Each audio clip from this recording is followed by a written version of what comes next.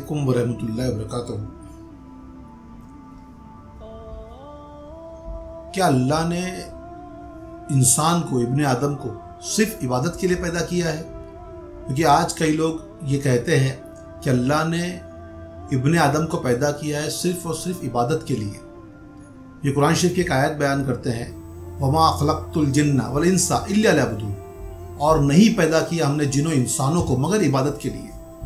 अब यहाँ पर अल्लाह ने इबादत का अल्फा इस्तेमाल किया, लियअबुदून, और इंसान और जिन दोनों के लिए कहा कि हमने इंसानों को और जिनों को इबादत के लिए पैदा किया।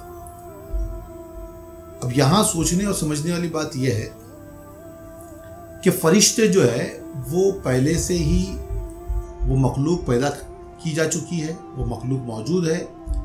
फिर अल्लाह ने एक मखलूक इबादत करने वाली मौजूद होने के बावजूद भी फिर इंसानों को पैदा करने की क्या ज़रूरत है, जबकि पहले से फरिश्ते मौजूद है, वो जो इबादत अल्लाह की कर रहे हैं, हम्द और सना कर रहे हैं, उसके बावजूद फिर क्या ज़रूरत है।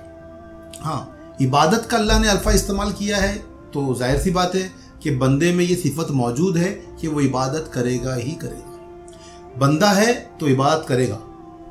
अब ये एक बात को समझना है पहले कि इंसान की बशरियत में, उसकी सिफत में क्या चीज़ है, इस चीज़ को समझना है।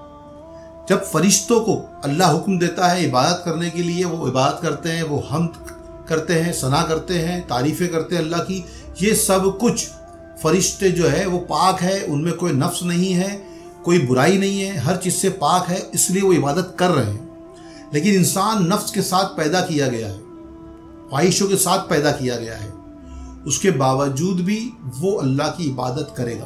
तो इबादत की सिफत बशर में डाली गई। अब समझते हैं हम इसको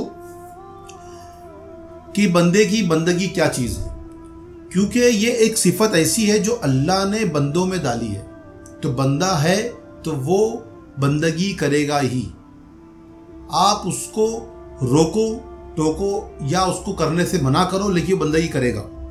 हाँ, अब किसकी बंदगी करेगा ये अलग बात है, किसकी इबादत करेगा एक अलग बात है, लेकिन उसकी सिफत में है कि वो इबादत करेगा ही करेगा।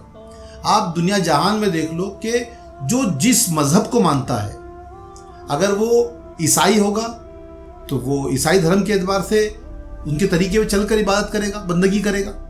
कोई हिंदू होगा तो उस तरीके से करेगा, पारसी होगा वैसे करेगा, मुसलमान होगा तो वो मुसलमान के तरीके पे करेगा। किसी भी इंसान को आप ये नहीं कह सकते कि वो इबादत नहीं कर रहा है, क्योंकि उसके अल्फाज के मानी अलग अलग हैं। हम इबादत कहते हैं, हिंदू धर्म वाले उसको पूजा कहेंगे, क्रिश्चियन में जो लोग हैं इंग्लिश में उसको प्रेयर कहेंगे। ऐसे ही अलग अलग अलग मज़हब के जो भी दुनिया में जितने मज़हब होंगे वो सब के सब बंदगी कर रहे होंगे, सब के सब इबादत कर रहे होंगे।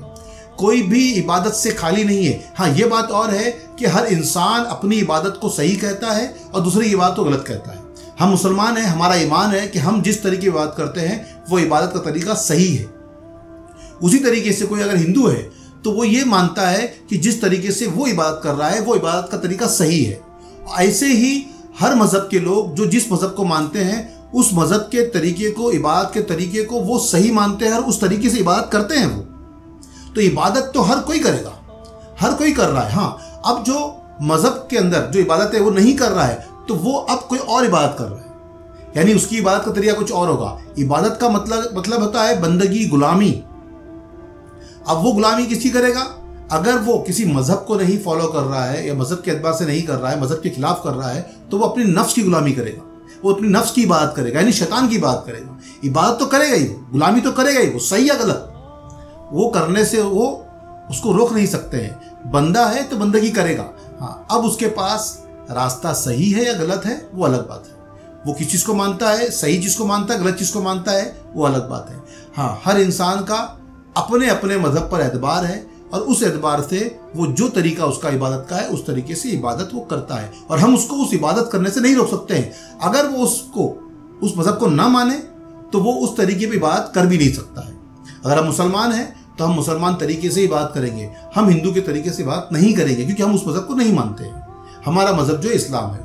हाँ, कोई हिंदू है तो उसको अपना तरीका अच्छा लगेगा, वो अपने तरीके से इबादत करेगा, मुसलमान के तरीके से इबादत नहीं करेगा, क्योंकि मुसलमान मज़हब को वो नहीं मानता है।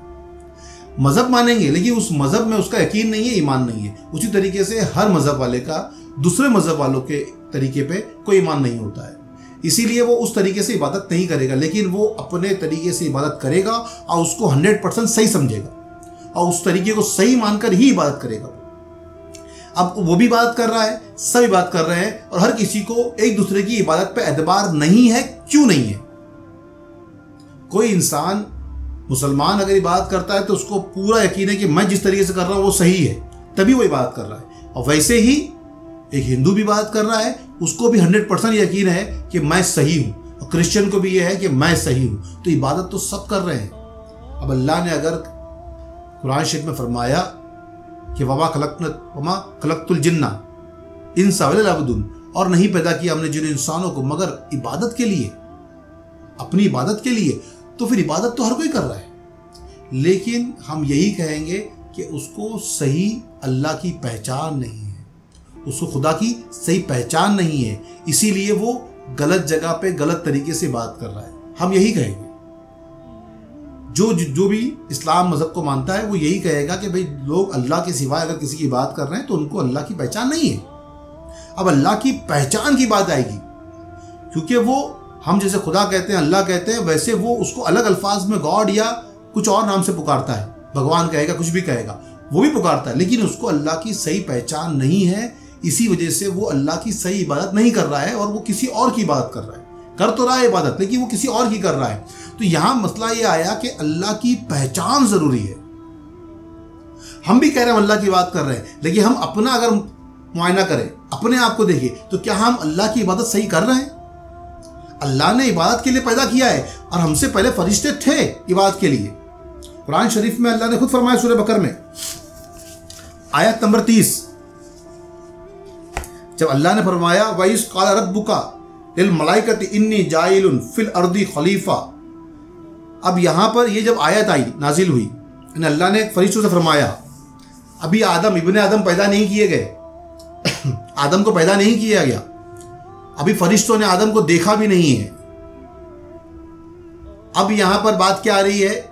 जब देखा नहीं, बोला नहीं, सुना नहीं, जिसके बारे में पता नहीं, अभी यहाँ बात क्या आ रही है कि अल्लाह ने फरमाया वइस क़ाल रब्बुका, यानी जब कहा तुम्हारे रब ने, लिल मलाइकती, फरिश्तों से, इन्नी जाइलुन फिल अर्दी खलीफा, कि मैं दुनिया में अपना नायब गर्दानने वाला हूँ, भेजने वाला हूँ, बनाने वाला हूँ। अभी बात हो रही है बनाने वाला हूँ, फ्यूचर की बात, प्रेजेंट नहीं। अभी तो सिर्फ अल्लाह ने कहा है कि मैं बनाने वाला हूँ, बनाया ऐसा नहीं कहा कि मैं दुनिया में अपना नायब, अपना खलीफा बनाने वाला हूँ, यानी आदम अलैहिस्सलाम। तो फरिश्तों ने जवाब में कहा, अब वो लोग बोले कालू अतजअलू फीहा मैं यफसिदू फीहा व यस्फिकू फिकुद्दिमा, यानी बोले क्या ऐसे को खलीफा, नायब करेगा जो इसमें फसाद फैलाएगा और खून रेजी करेगा। यानी वो फरिश्ते कह रहे हैं जो पाक है, वो पहले से कह रहे हैं जब इसमें नफ्स होगी तो इसमें बुराइयां भी होगी, कि दुनिया में फसाद करेगा, जिहाद करेगा, जंग करेगा, खून रेजी करेगा। तो अल्लाह ने फरमाता है वह नहनु नुसब्बिहु बिहम्दी का व नुकद्दिसु का, और कहते हैं और हम तुझे सराहते हुए तेरी तस्बीह करते और तेरी पाकी बोलते हैं, यानी तेरी इबादत करते हैं, तेरी हम्द करते हैं, तेरी सना करते हैं फरिश्ते। तो ऐसे क्यों बनाता है कि जो दुनिया में कत्लो गारत और खूनरेजी करेगा, यानी फरिश्ते पहले से मौजूद है और वो ये जानते हैं कि अल्लाह जो है ऐसी मखलूक बना रहा है कि जो दुनिया में कत्लो गारत खूनरेजी करेगा। और हम तेरी तारीफ के लिए, तेरी इबादत के लिए हम तो तैयार हैं। फरिश्ते कह रहे ना हम है, जब इबादत के लिए हम है तो तू ऐसी मखलूक क्यों बना रहा है जो खूनरेजी करेगी? और अल्लाह क्या फरमा रहा है आगे कि मैंने नहीं पैदा किया जिन इंसानों को मगर अपनी इबादत के लिए। और फरिश्ते, क्योंकि पैदा करने का मकसद अल्लाह ने कहा है कि इबादत कि क्यों पैदा किया, और फरिश्ते क्या कह रहे हैं कि हम तो इबादत के लिए है। अब इबादत के लिए पहले से ही तारीफ करने के लिए, सना करने के लिए, अल्लाह की पाकी बोलने के लिए جب پہلے سے ہی ایک مخلوق موجود ہے تو پھر تو ایسی مخلوق کیوں بنا رہا ہے؟ فرشتے بھی کہہ رہے ہیں کہ کیوں بنا رہا ہے ایسی مخلوق کو؟ ہم تو دنیا میں قتل و غارت نہیں کرتے ہیں، خون ریزی نہیں کرتے ہیں، ہم تو تیری عبادت کرتے رہتے ہیں، لیکن یہ تو دنیا میں جائے گا، قتل و غارت کرے گا، خون ریزی کرے گا، تو ایسی مخلوق کو کیوں بناتا ہے؟ اب یہاں پر اللہ فرماتا ہے کہ میں جانتا ہوں، عالم ہوں، میں جانتا ہوں، مالا تعلمون، میں جانتا ہوں جو تم نہیں جانتے۔ اب اللہ کیا فرما رہا ہے فرشتوں سے کہ میں وہ جانتا ہوں جو تم نہیں جانتے، کیونکہ یہاں پر بات اگر صرف اور صرف حمد و ثنا اور عبادت کی ہوتی، اور جو آج لوگ کہتے ہیں کہ ہاں اللہ نے صرف عبادت کے لیے پیدا کیا ہے انسانوں کو، تو یہاں پر عبادت کے لیے تو فرشتوں نے کہہ دیا سورہ بقرہ میں 30 نمبر آیت کہ بھئی ہم ایسے کیوں پیدا کر رہا ہے کہ دنیا میں جا کے جو قتل و غارت خون ریزی کرے گا؟ ہم تو ہے تیری تعریف کرنے، تیری عبادت کرنے، تیری ثنا کرنے کے، ہم ہے، ایسی مخلوق کیوں بنا رہا ہے؟ تو اللہ فرماتا ہے کہ میں جانتا ہوں جو تم نہیں جانتے، میں جانتا ہوں جو تم نہیں جانتے۔ پھر فرماتا ہے وَعَلَّمَ آدَمَ الْأَسْمَاءَ، اب یہاں پر اور اللہ تعالیٰ نے آدم کو اَقُلَّهَا ثُمَّ، تمام اشیاء کے، تمام چیزوں کے، جتنی بھی شے ہے ان تمام شے کے، ثُمَّ عَرَضَهُمْ عَلَى الْمَلَائِكَةِ، تمام اشیاء کے نام جو ہے سکھا دیے، اور پھر فرمایا ثُمَّ عَرَضَهُمْ عَلَى الْمَلَائِكَةِ، پھر سب اشیاء کو فرشتوں کے سامنے پیش کیا کر کے فرمایا کہ اب تم بھی جو ہے نا ان کے نام بتاؤ۔ وَقَالَ أَنبِئُونِي بِأَسْمَاءِ هَؤُلَاءِ إِن كُنتُمْ صَادِقِينَ، اگر تم سچے ہو اپنے دعوے میں۔ اللہ کس سے فرما رہا ہے؟ فرشتوں سے۔ اگر تم سچے ہو اپنے دعوے میں کہ میں نے جو مخلوق بنائی ہے وہ صرف خون ریزی کرے گی، صرف خون ریزی کرے گی، برائی پھیلائے گی، اگر تم سچے ہو یہ کہنے پر، تو پھر تم بتاؤ ان چیزوں کے نام، ان اشیاء کے نام جو آدم نے کہہ دیے، آدم نے بتا دیے۔ یعنی یہاں پر صرف عبادت کی بات نہیں آئی، عبادت کے لیے تو وہ تیار ہے، لیکن فرشتوں نے کہا کہ وہ خون ریزی کریں گے، برائیاں پھیلائیں گے، لیکن جو چیز میں جانتا ہوں وہ تم نہیں جانتے، یہ اللہ نے فرمایا فرشتوں سے۔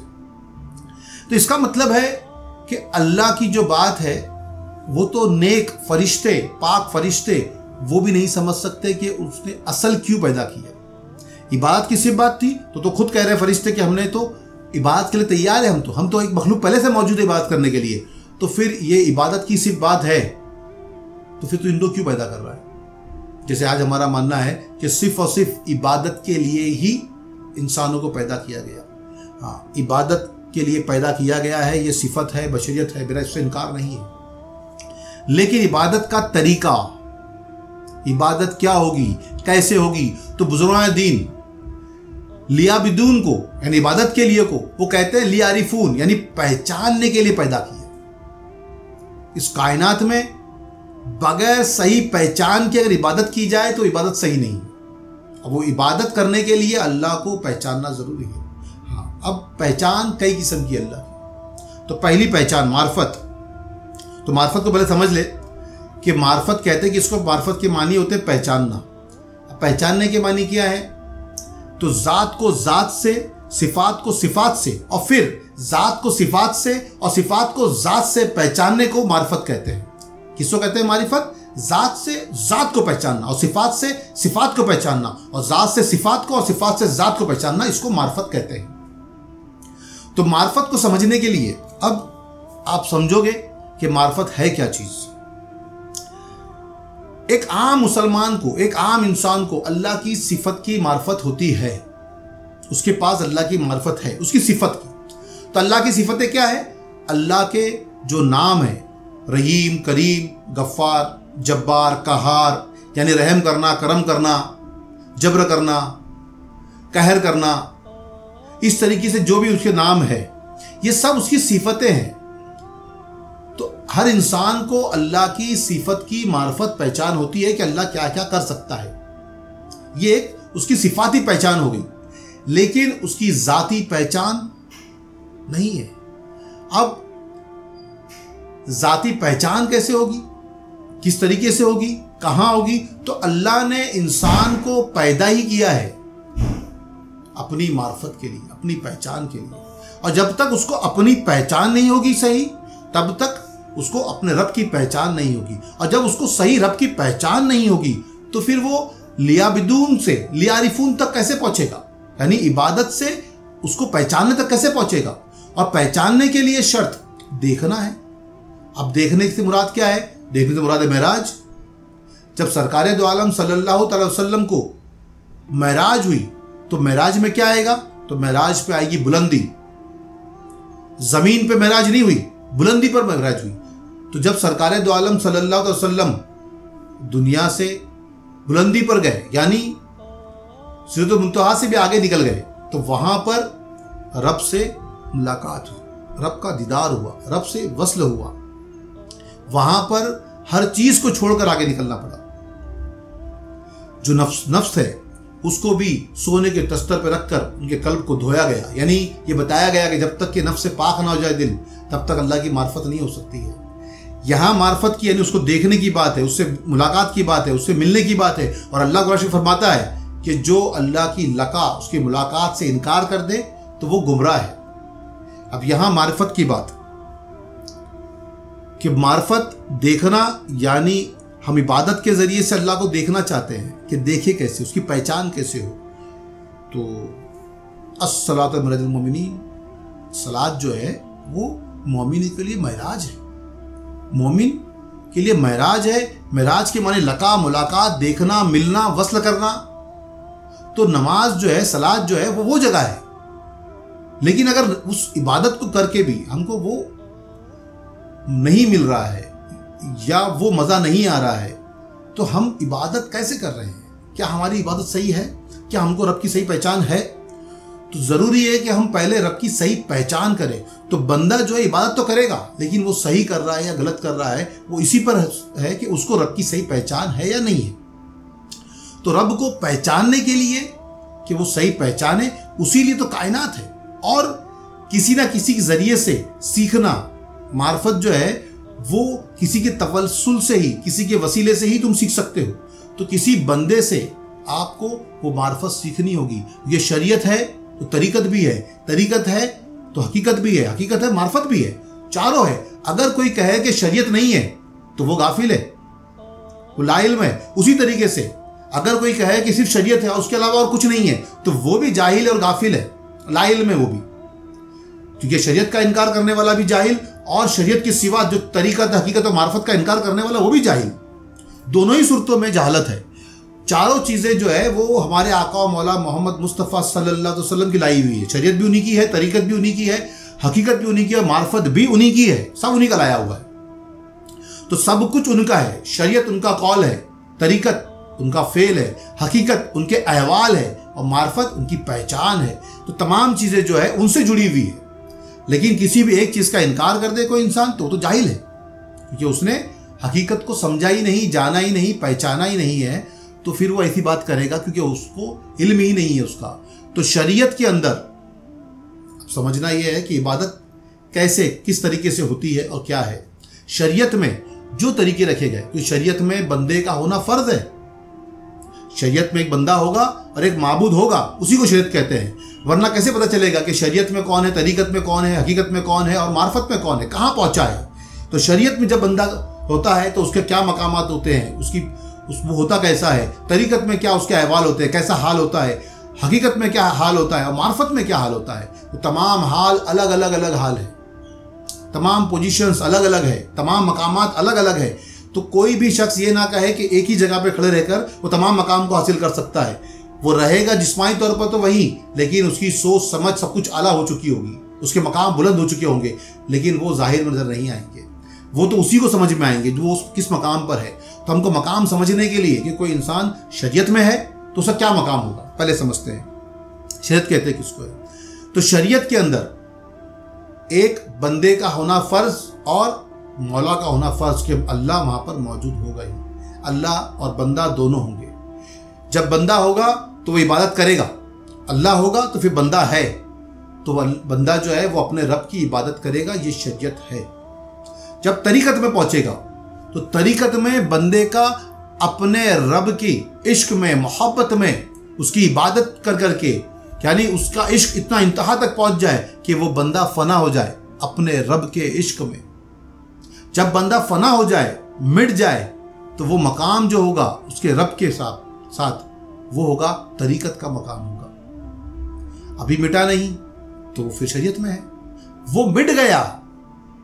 کیونکہ جب انسان دیوانگی کی حد پہ پہنچ جائے، مجذوبیت کی حد پہ پہنچ جائے، اس کو ویسا عشق ہو جائے اپنے رب سے، تو پھر اس پہ شریعت لاگو نہیں ہوتی، وہ شریعت کی انتہا سے، شریعت کے دائرے سے وہ باہر نکل جاتا ہے۔ پھر وہ کہاں آتا ہے؟ وہ طریقت میں آ جاتا ہے۔ طریقت میں بندے کا مٹ جانا فرض ہے، کہ طریقت میں بندہ مٹ جائے، فنا ہو جائے اس کے عشق میں، اس کی محبت میں، اپنے ہونے کی گمان تک کو مٹا دے، اور صرف اس کے لیے اس کا رب باقی رہ جائے، اس کے علاوہ کچھ نہیں۔ نہ اس کے دل میں دنیا کی خواہشات ہو، نہ دنیا کے مال و در کی محبت ہو، نہ کسی مقام کو حاصل کرنے کی محبت ہو، نہ کسی مقام کے چھن جانے کا خوف ہو، کوئی چیز نہ بچے اس کے اندر، تب وہ طریقت کے مقام کو حاصل کرتا ہے۔ جب بندہ ہی نہیں ہے تو کوئی خواہشات بھی نہیں ہے، تو خواہشات مٹانے سے بہتر ہوتا ہے کہ بندہ خود اس کے عشق میں فنا ہو جائے، سب سے آسان طریقہ۔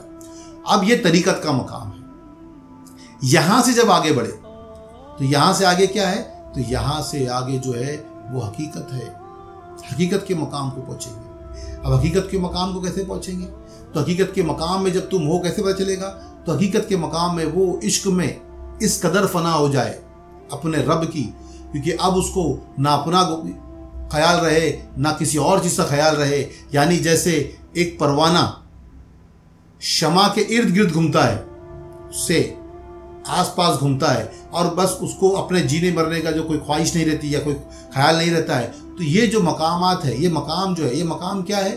یہ مقام اسی طریقت کا مقام ہے، کیونکہ وہ جب تک اس شمع کے قریب نہیں پہنچا تھا تب تک تو ایک کیڑا تھا، کوئی اس کا وجود کچھ نہیں تھا۔